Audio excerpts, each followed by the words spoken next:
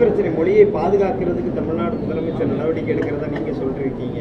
ஆனா நேற்று நாடாளுமன்றத்தில் உள்துறை அமைச்சர் பேசும்போது ஊழலை மறைப்பதற்காக மொழியை வச்சு பிரச்சனை பண்றாங்க அப்படின்னு ஒரு விமர்சனம் பண்ணுங்க.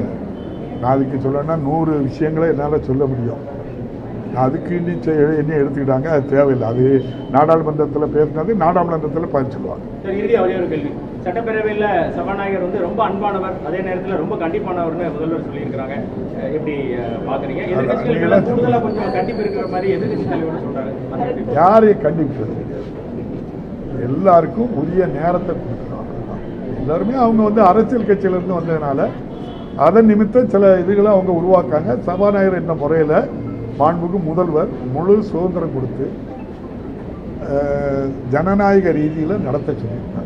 அதனால தான் ஆளுங்கட்சி எதிர்கட்சி என்று பாராமல் எல்லோருக்கும் அந்த வாய்ப்பை கொடுக்குறோம். அதனால தான் ஜனநாயக முறையில் அமைதியாட்டு சட்டமன்றம் நடக்கு.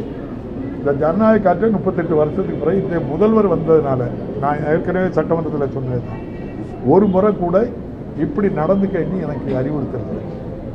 சட்டப்படி விதிப்படி மரபுப்படி நடந்துக்க இருக்காங்க. அதுபடி நடக்கு. நன்றி, வணக்கம். பிளே ஸ்டோர் மற்றும் ஆப் ஸ்டோரில் இருந்து பாலிமர் செயலியை QR கோடு மூலம் பதிவிறக்கம் செய்யுங்கள்.